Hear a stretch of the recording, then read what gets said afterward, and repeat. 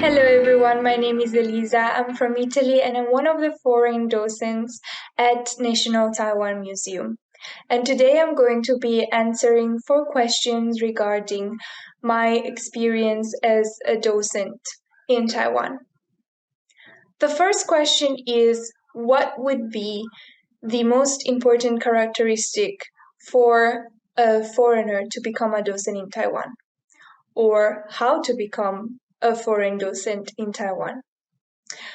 I believe that the most important characteristic is curiosity, because there is plenty of foreigners living in Taiwan, but the external incentives to learn more about Taiwanese history and culture are very few.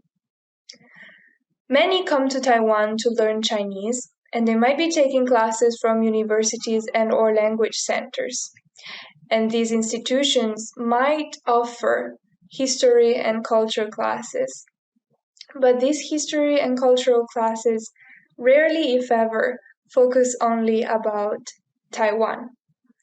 For example, history classes tend to focus on events that have happened thousands of years ago and have little interest in discussing what the Taiwanese aboriginals were doing at the time in Taiwan. So one might end up knowing more about what happened in China back then, as opposed to our tour, who discusses events as recent as the 80s. So for this reason, I firmly believe that a docent needs to have personal curiosity. Otherwise, he might end up living in Taiwan for a long, long time and maybe be perfectly integrated in society, as many are, without really knowing much about the local culture and history. There's nothing wrong with that, but obviously, in order to be passionate about what we do, curiosity is quite important. The second characteristic a docent should possess, in my opinion, is to not be too shy or too afraid. It's not a crime to be shy or sometimes be a little bit nervous before giving a tour, but giving tours about Taiwanese history to audiences that often include Taiwanese people can make a docent feel quite self-conscious. After all, who are we to explain to locals their own culture and their own history? This is understandable. However, in reality, most Taiwanese people who join our tours are very excited to learn that there are so many foreigners who are interested in Taiwanese history and culture and that have learned enough to be able to give tours to them. They really tend to appreciate what we do.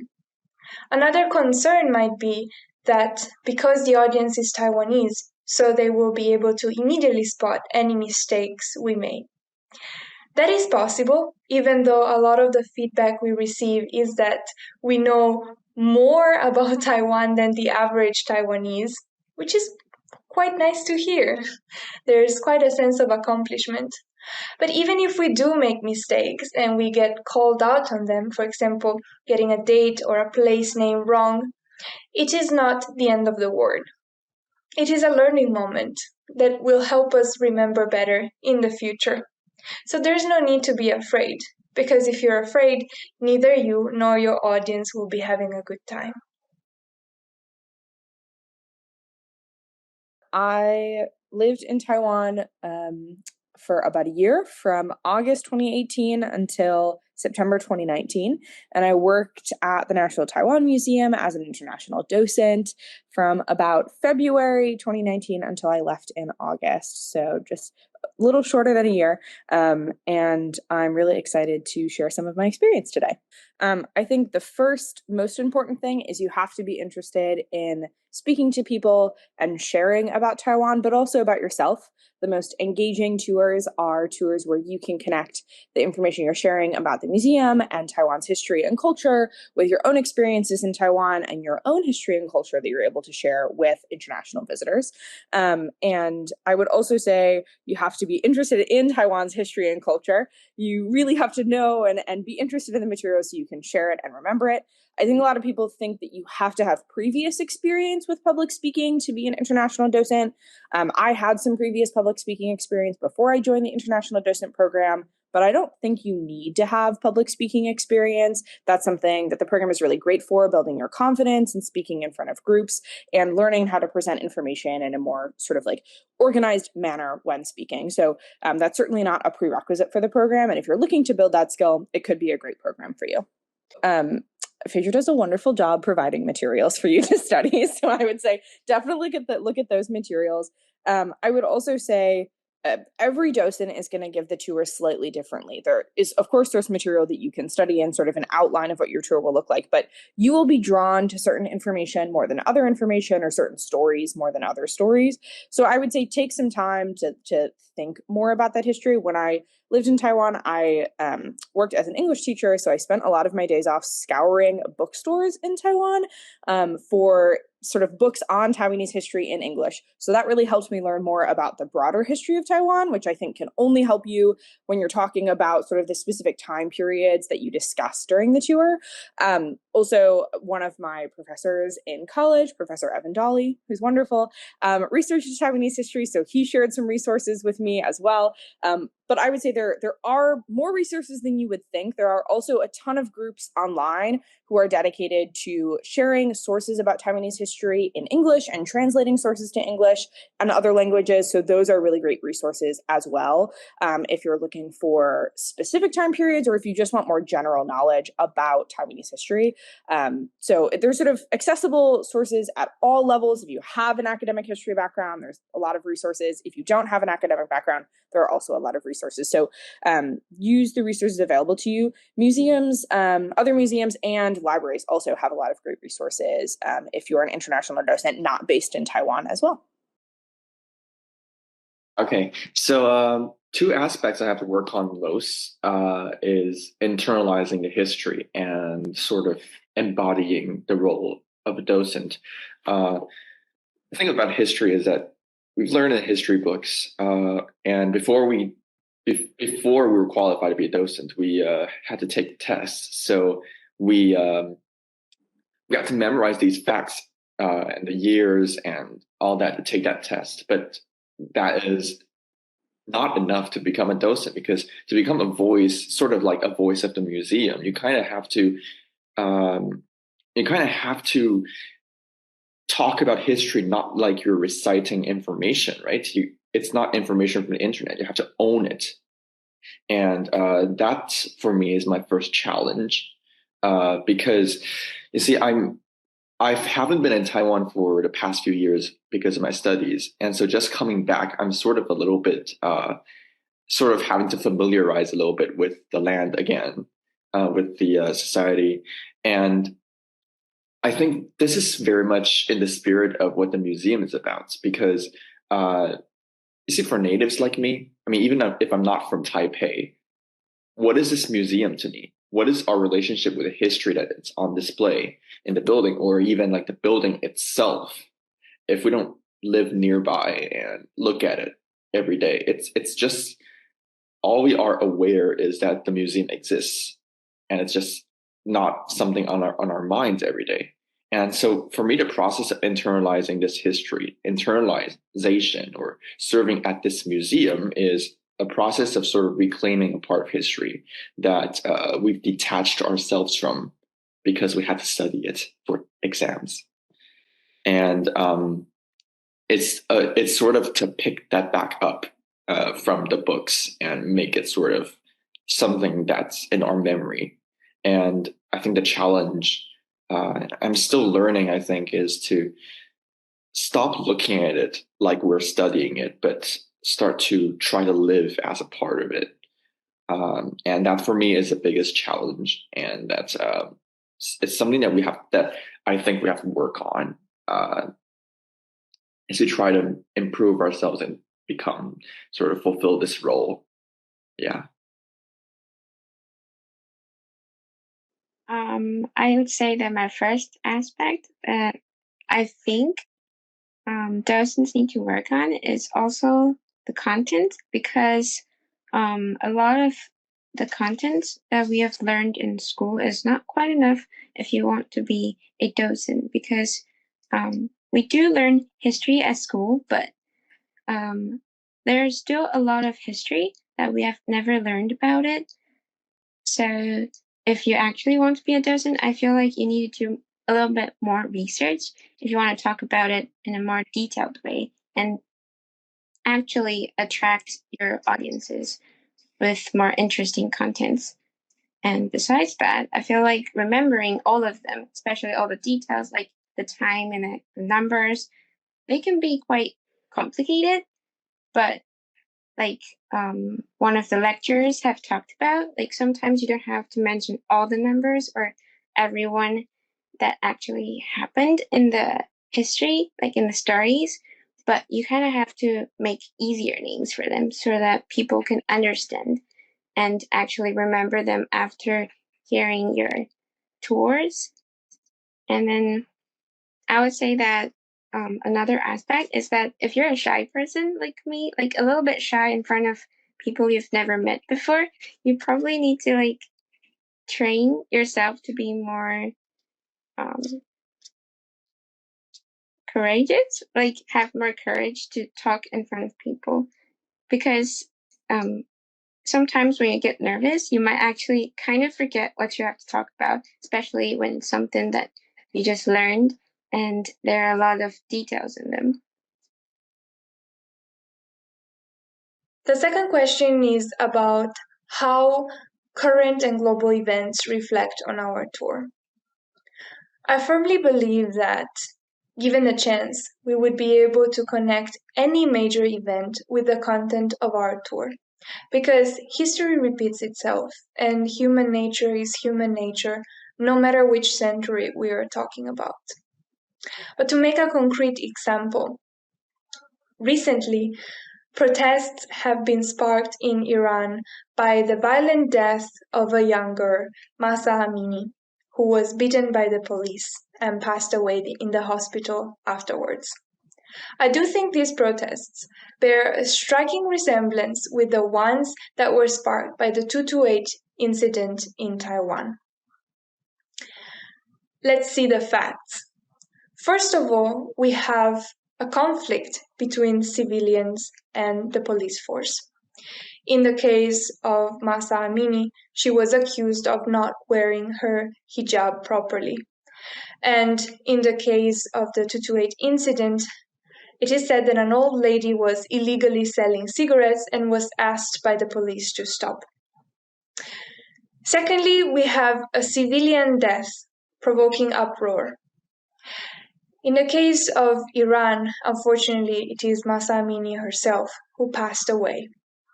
In the case of the 228 incident, it was not the old lady herself, but a passerby that was killed by a shot fired by the police, allegedly to disperse the crowd.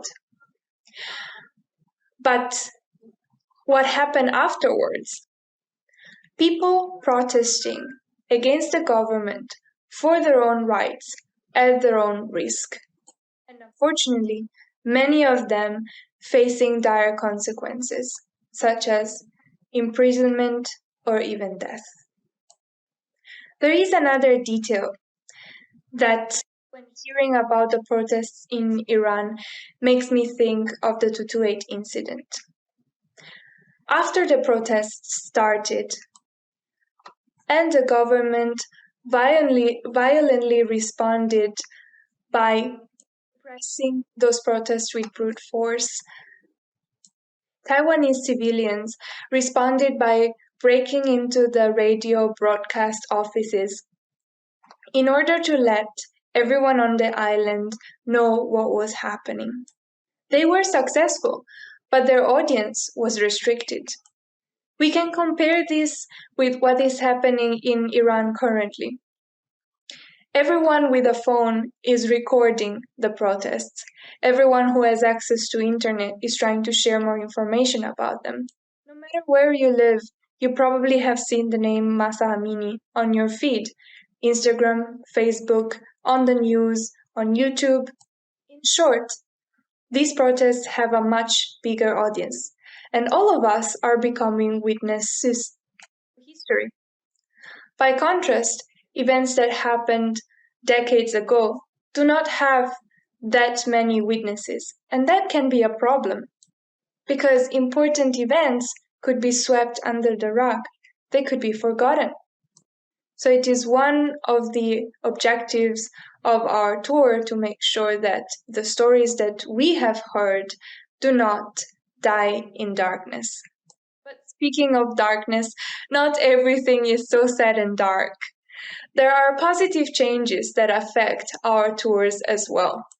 For instance, during our walking tour, we do talk about the LGBTQ community in Taipei, a community which unfortunately was oppressed for a very, very long time. And up until 2019, we had to admit that still there was a long way to go to achieve equality, because same-sex marriage was still not legalized in Taiwan. But nowadays, when we give our tour, we can proudly comment on how far we have come by mentioning that it is now possible for same-sex couples to get married in Taiwan. There are many more examples, some happy, some less so. For instance, war is always a hot topic because we do discuss war-related topics in our tours, and there are several conflicts ongoing on our earth at this moment. But in short, there is always an opportunity for reflection when talking about the past, an opportunity for us to rethink about our present. So I would say the Russian invasion of Ukraine obviously is a huge current event that's happening at the moment. And I am an American, if you can tell from my accent, and I currently live in the US. So I would say the other big one is President Joe Biden's public comments on the US support of Taiwan. Everyone who knows me knows that I lived in Taiwan for a while. So a lot of folks in the past couple of months or like the past year have asked me, what does the Russian invasion of Ukraine mean for Taiwan? Or what do you think of the way the president has spoke about Taiwan? They sort of like want my perspective. And I think my participation in the International Docent program gave me a really strong historical background to give folks context for the current geopolitical situation and the current sort of US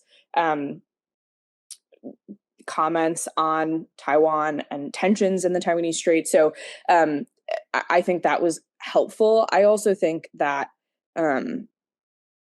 previously, when people asked me about sort of like, what is the future of Taiwan and China, I would often say like, I don't think anything's going to happen in the next couple of years. That would seem silly. That timeline has obviously moved up a lot more. So I've done a lot more thinking about like, what practical things could we as the United States and as Americans do now, like on an individual level, to support Taiwan, and sort of those things. So I think of Taiwanese history.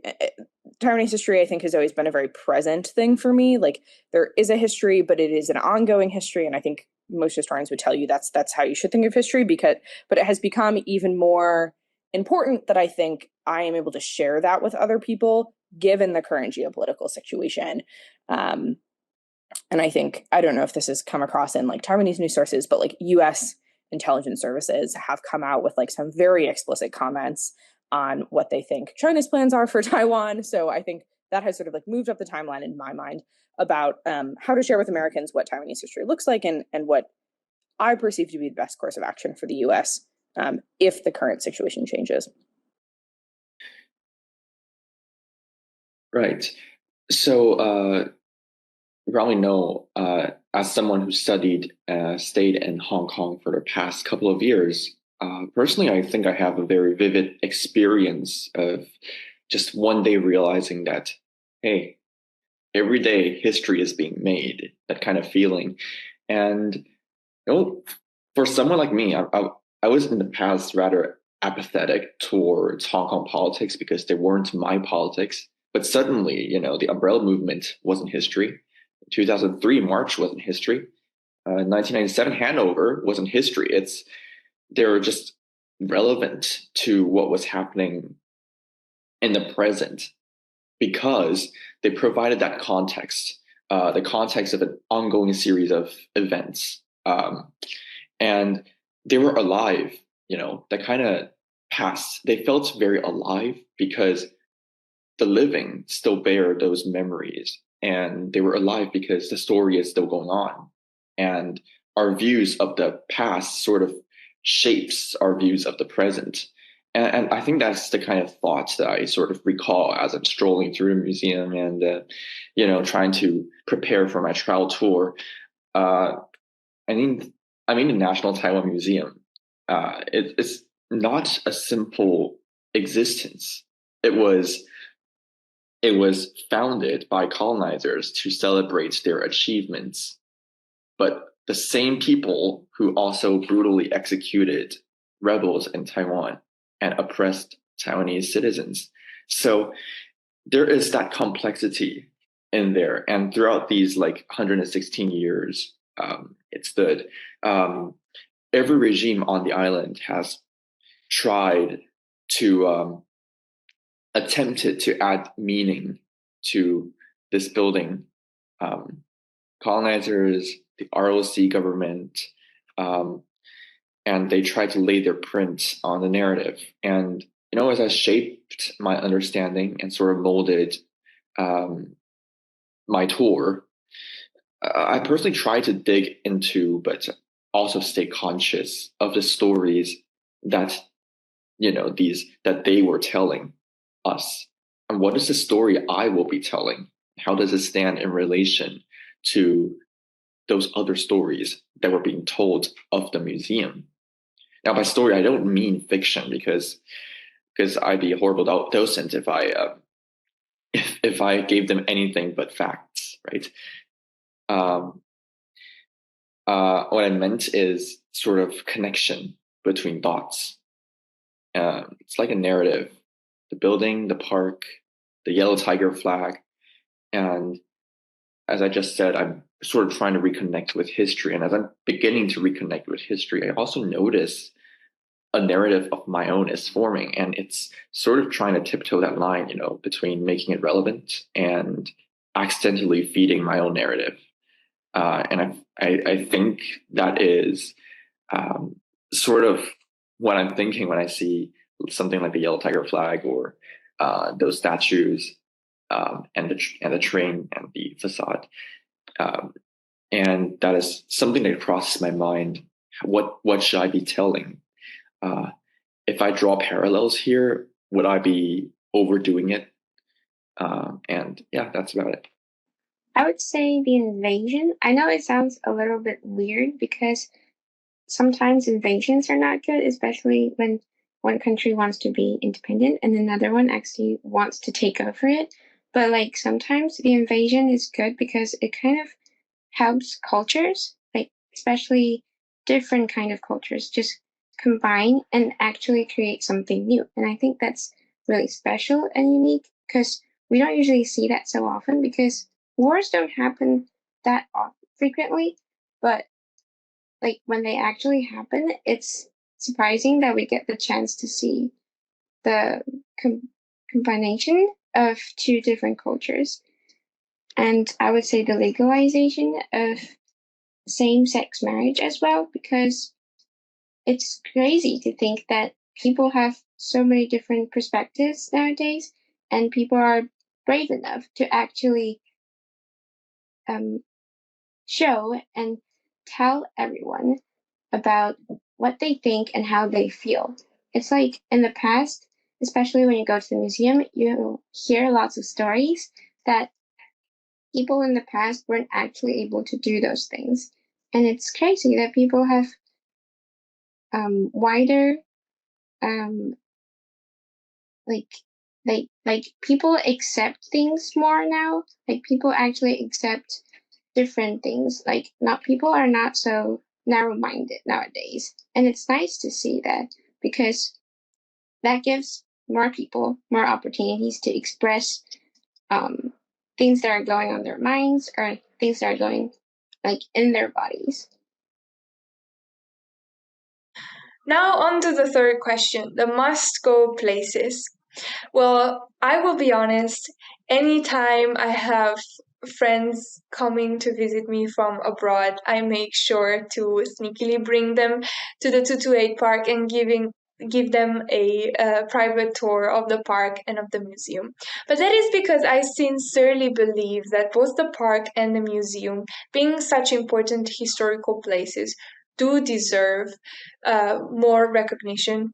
And no one has ever complained about being brought there. Everyone has always thought that they are quite significant and that they were glad to visit them when they're kind of off the map when compared to other more famous places, such as, for example, the Palace Museum, or Ximending, or Jiufen, which are on everyone's tour guide. But within the park itself, there are two objects that I am especially attached to, and I always introduce to my friends when we have the chance to visit the park. And those are the arches of Hong Tengyun and Widower Huang. And what is special about these arches is that they are arches dating back to the Qing dynasty. This kind of arch would be awarded by the emperor himself to people who had outstanding achievements in their lives. So the fact that in Taipei, in the center of Taipei, basically, we have two such artifacts still surviving of arches awarded by the emperor himself, well, I think it's quite incredible, especially if we consider the fact that there are plenty of monuments dating back to the Japanese colonial period, and obviously there are a lot of places that have been constructed or renovated after World War II.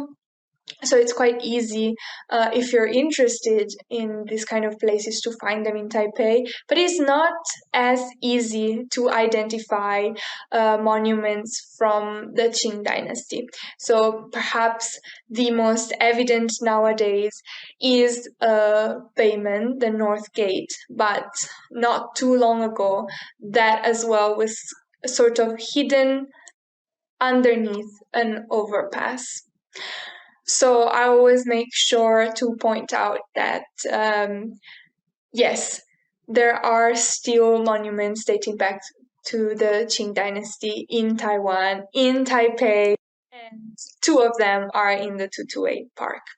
But the other reason why I make sure to introduce them to my friends is that I think these two arches provide a perfect starting point to discuss about colonialism. So for 50 years, Taiwan was a colony of Japan, and therefore it was definitely impacted by this period of time. But colonialism and colonial rule can be multifaceted. So anyways, what do Qing dynasty arches have to do with Japanese colonialism? Well, the 228 park, at the time called the New Park, was designed by the Japanese. And the arches were not in the current location. They were preserved within the park on purpose. Now, why would the Japanese decide to preserve an artifact from the Qing dynasty within their brand new park? That's a very good question. And one of the possible answers is that, yes, these arches were built to commemorate specific people, but also they were built to commemorate certain characteristics of those specific people. So, for example, in the case of Hong Tengyun, he was rich man who realized there was a need for a new examination hall to be built in northern Taiwan. At the time, the only examination hall where men could take their exams and become government officials was located in southern Taiwan. So it was very hard for northern Taiwanese men to reach it and take their exams. And therefore, Mr. Hong very generously decided to build a hall in northern Taiwan as well. So in a sense, the arch is awarded to Hong Teng-yun, yes, but it is awarded to his selflessness. And perhaps selflessness was a trait that the Japanese colonial government thought Japanese people and Taiwanese people have in common and should be celebrated across the two populations.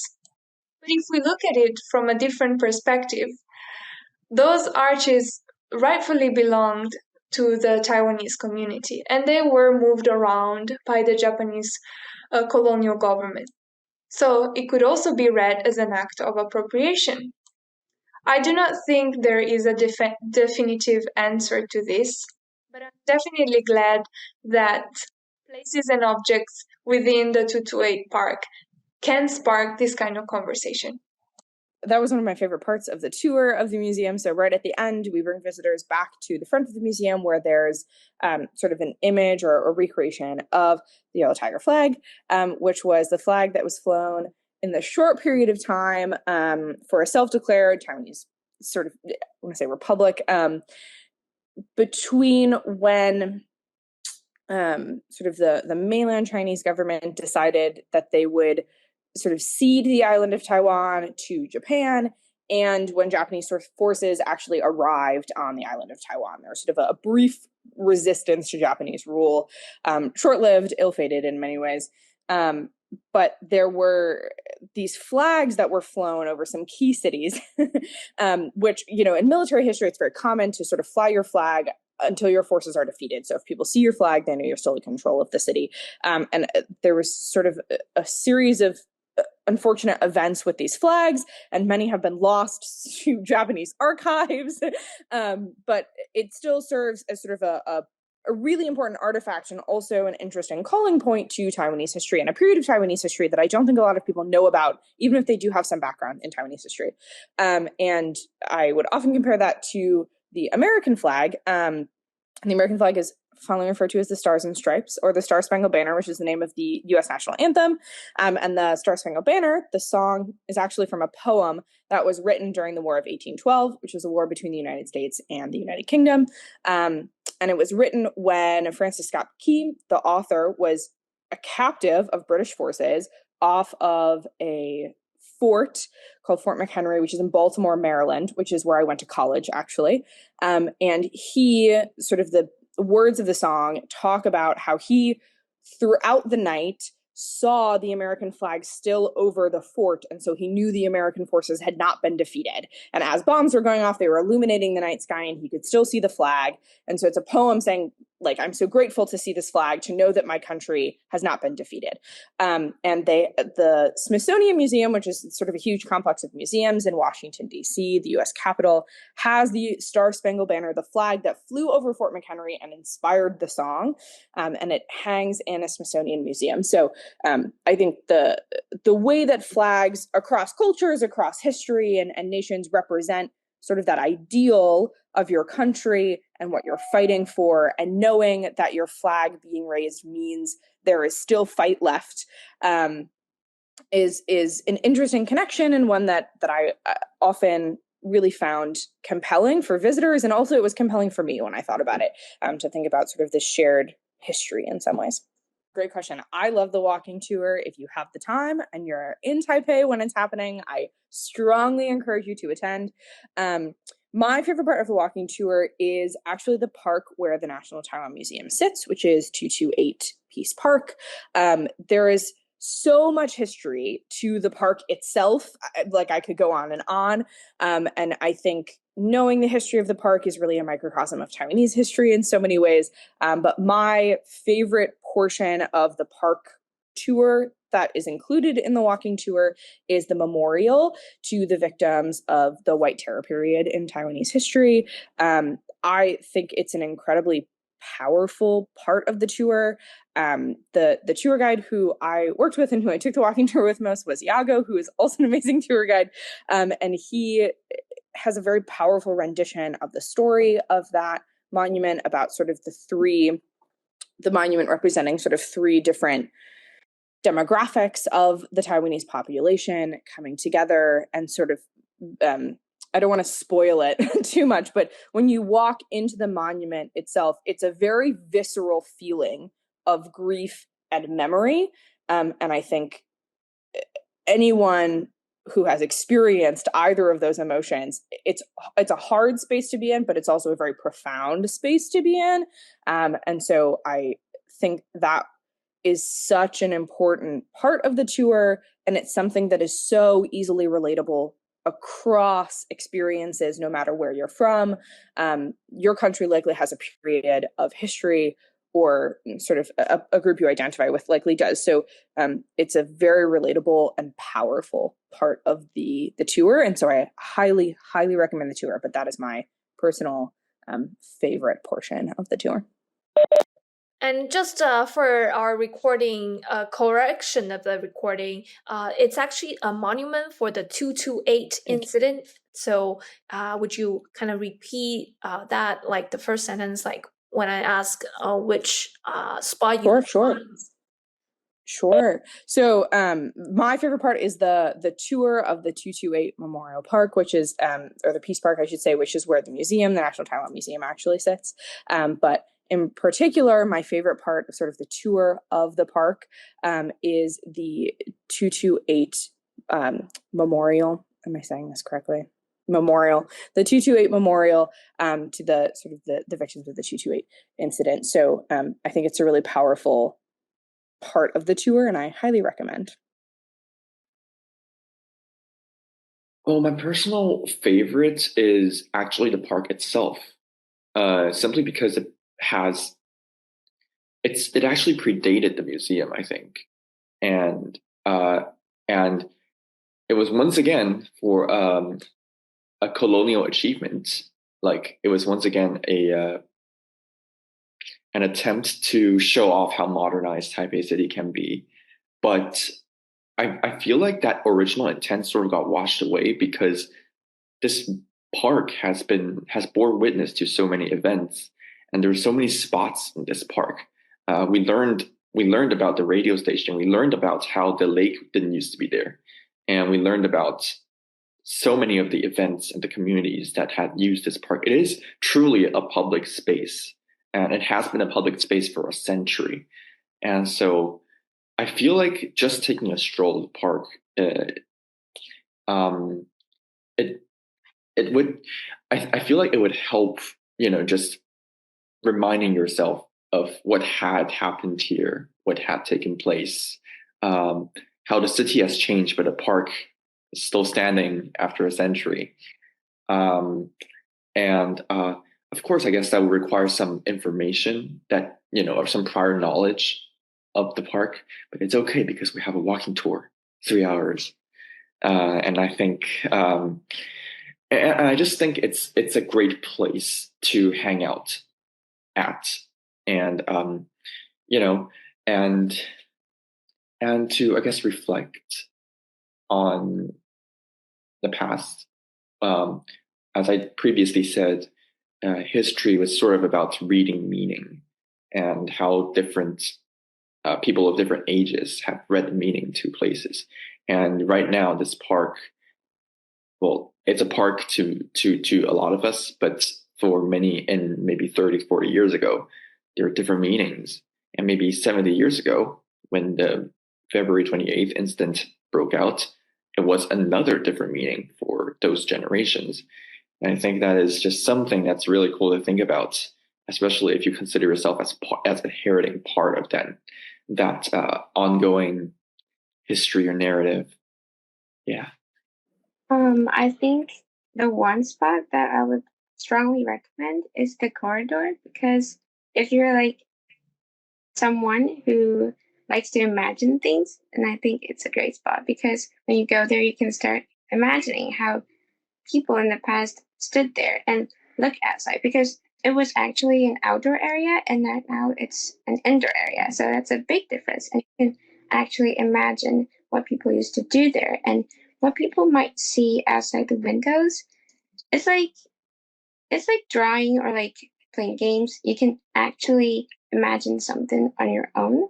But like at the same time, if you know the history, then you can probably have the people acting in your mind, which is quite funny. But I think that would be a really fun experience when you go to the museum. Plus, if you just look at the pictures of the museums, it's like you can probably still imagine it, but when you're actually standing over there in the corridor, it's a whole new level. Thank you. And I'd just like to add one brief point.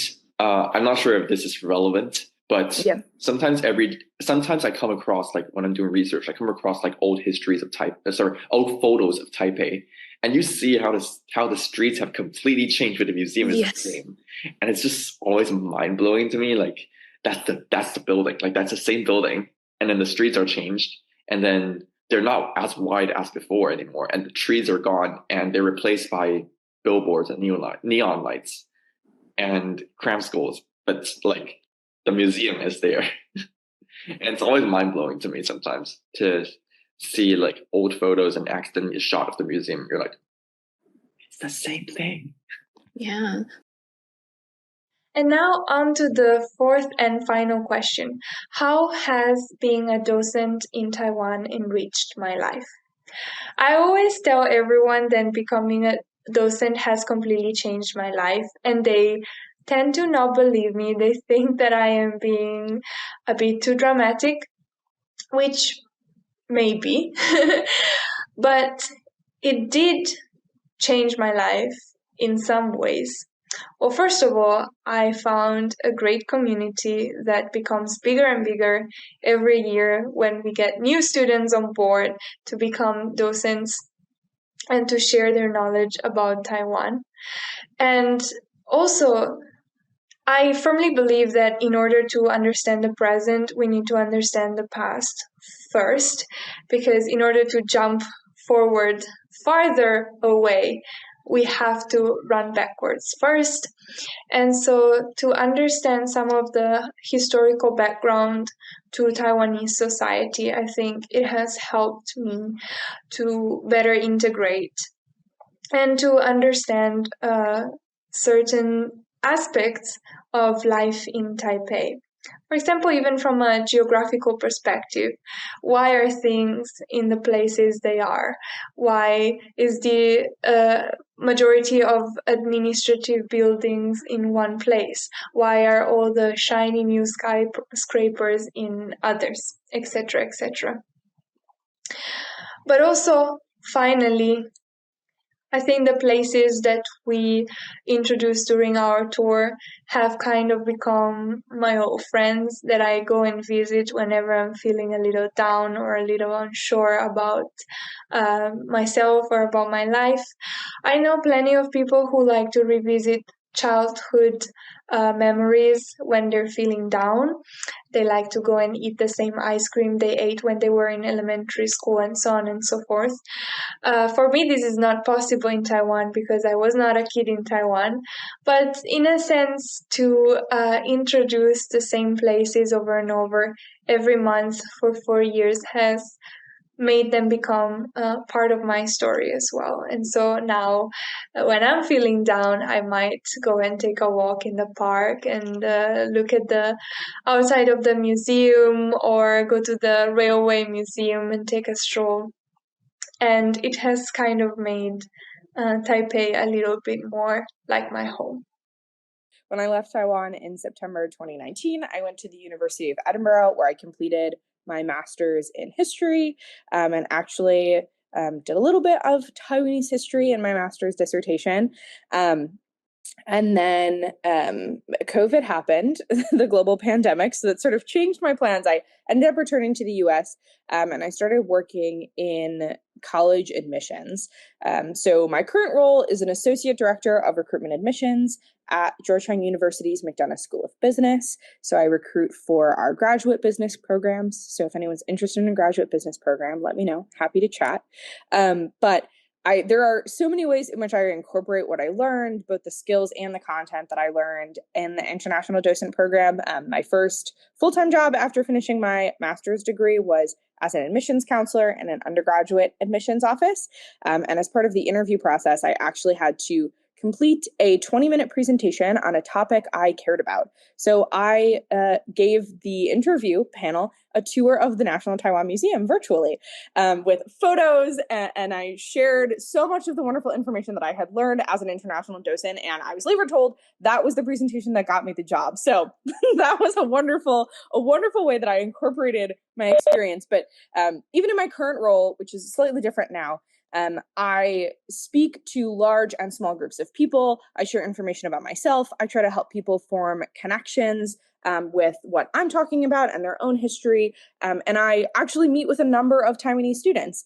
So it's really great to share that information and those skills that I built in the International Docent program. I think those skills are valuable in any way that you can gain them. But I think the fact that I gained them in a really diverse environment as an international docent, interacting with other docents from all over the world and with Taiwanese docents means that I'm really able to bring those skills to any workplace that I'm in and any sort of group of people that I engage with. So I really, really highly recommend it. It's both incredible fun and an amazing experience. I still stay in touch with a number of international docents who I worked with.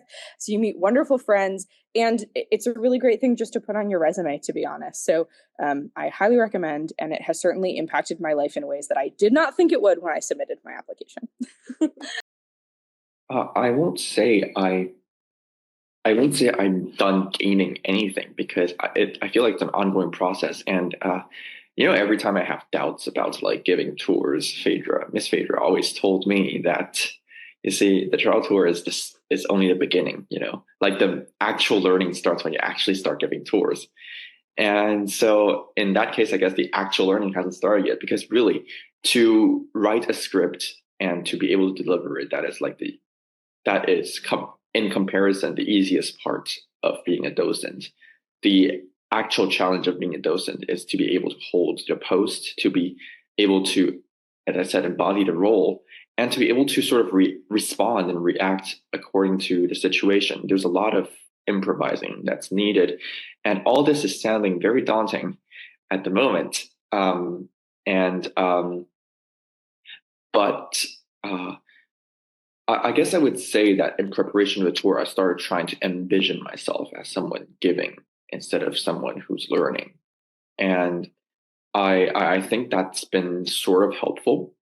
I sort of start to think, it's sort of a process of self-exploration as well, besides just the history, besides just internalizing the history. The process of self-exploration involves me sort of imagining myself, if I were to give this tour, if I were to like talk about this fact, how would I be talking about it?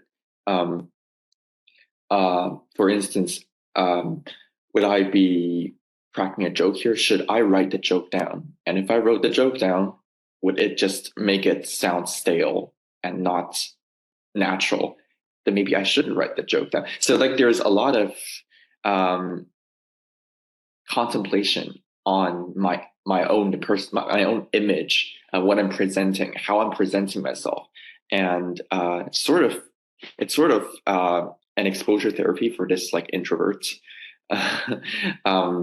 And so I think that's one of the things that I am learning, and I think I'll continue to learn preparing for tours.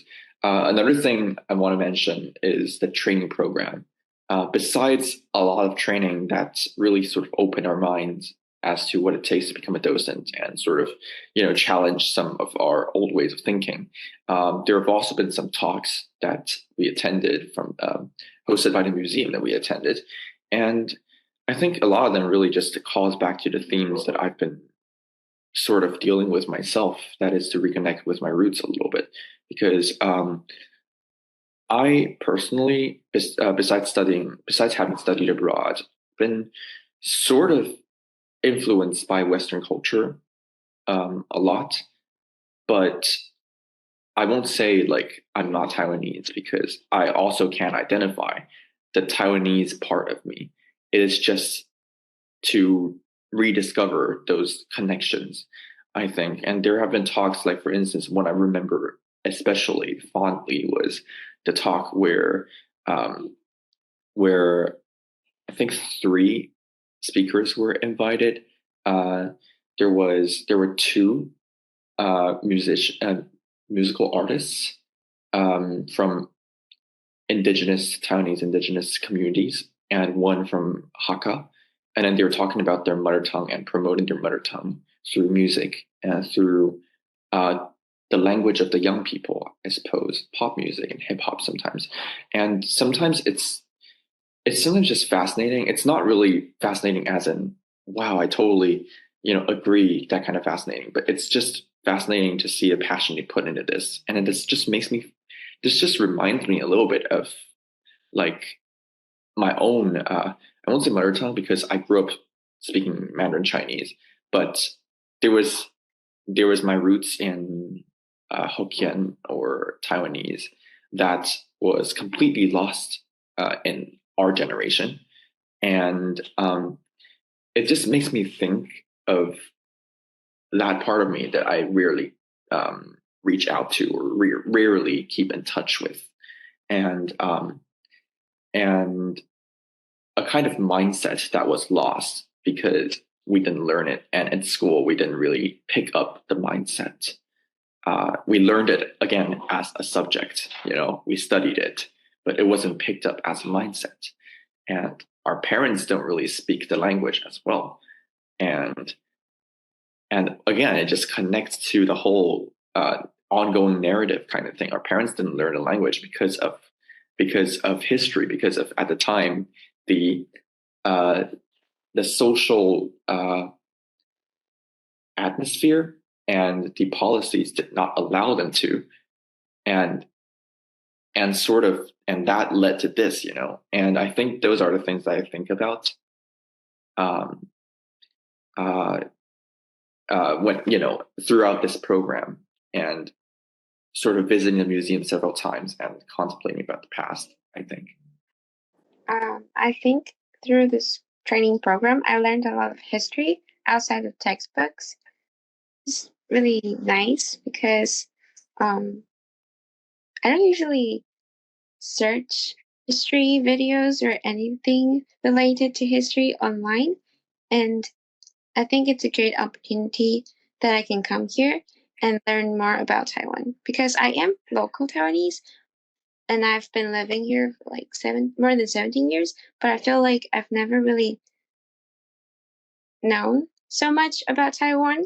Like, it's funny, I am local and I live here, but I did not know that many about Taiwan. And I would say that besides learning about the history of Taiwan, I also learned a lot on like giving presentations, because there were many lecturers that came here to give all sorts of presentations, like about history of other places and how to like share knowledge when you're talking to people who don't come from Taiwan or don't have the background knowledge of what has been up to and what has happened here. And like, you need to give them a little bit of background information before you actually talk more about Taiwan's history, because I've actually never thought about that when I was sharing information. I just thought that maybe I should just talk about it, and I've never thought that people from other countries would have that kind of difficulties understanding.